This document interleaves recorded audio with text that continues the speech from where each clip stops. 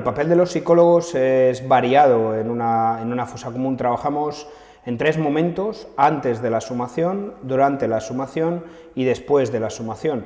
Y trabajamos en 3 contextos o con 3 poblaciones: acompañando a las familias, acompañando a los familiares, directos e indirectos.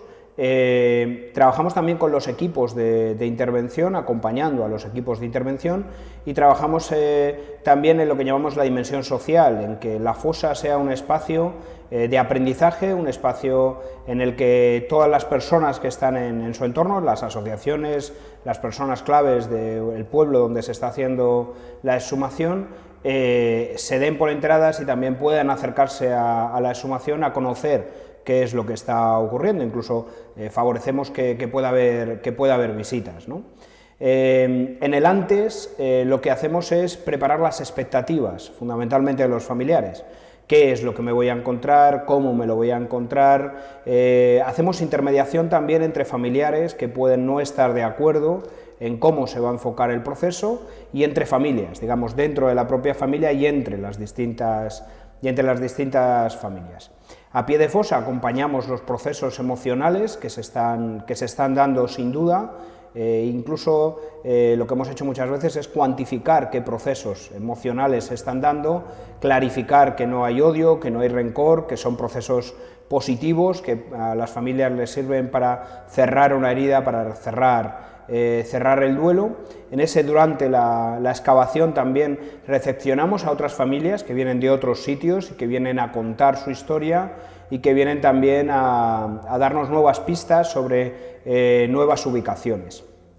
Cuidamos mucho también todos los elementos simbólicos, que en la entrada de la fosa pueda haber fotos de las personas que allí están, que pueda haber también algún ejercicio de cartas o algún ejercicio de dibujos que a veces ocurre, digo, tanto de la familia directa como de la familia, digamos, indirecta.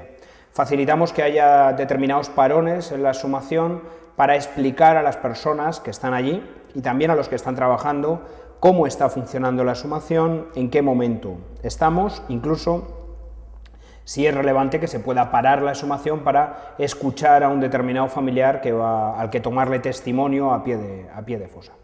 Con los equipos de intervención aproximadamente lo mismo. Lo que hacemos es, desde un proceso no patologizador, y nosotros además como un miembro más del equipo, incorporados a los equipos, lo que hacemos es facilitar que puedan hablar, facilitar que puedan expresar emociones.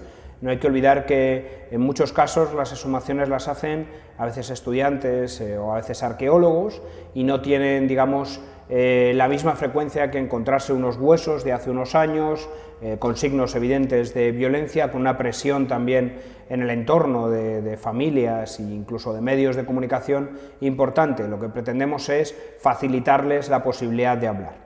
Y en ese tercer proceso que decía también de las comunidades, bueno, lo que pretendemos es que la fosa sea un espacio educativo, un espacio de sensibilización.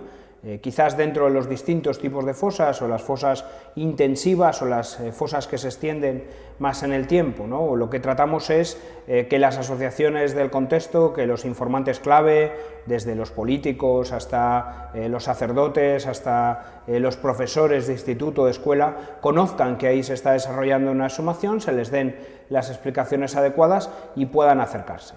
Y posteriormente, en el proceso post, digamos, excavación, lo que hacemos es acompañar también el proceso de espera, que a veces es largo, en torno a un año de tiempo de espera. Bueno, pues ir informando a los familiares, ir también haciendo alguna acción de sensibilización en la zona, de recogida de todo lo que ha ocurrido en la exhumación, para que cuando llegue ese último momento de entrega de los restos y de enterramiento, todo esté sumamente preparado. También se hace intermediación para acordar con ellos cómo va a ser ese momento, para que todo el mundo esté lo más de acuerdo posible en ese momento también de cierre definitivo, y para que cuando se va toda la presión de la excavación, un grupo de personas que han venido de fuera, medios de comunicación y demás, los familiares también se sientan arropados, se sientan acompañados, se sientan de alguna manera cuidados, que es nuestro principal objetivo en todo caso.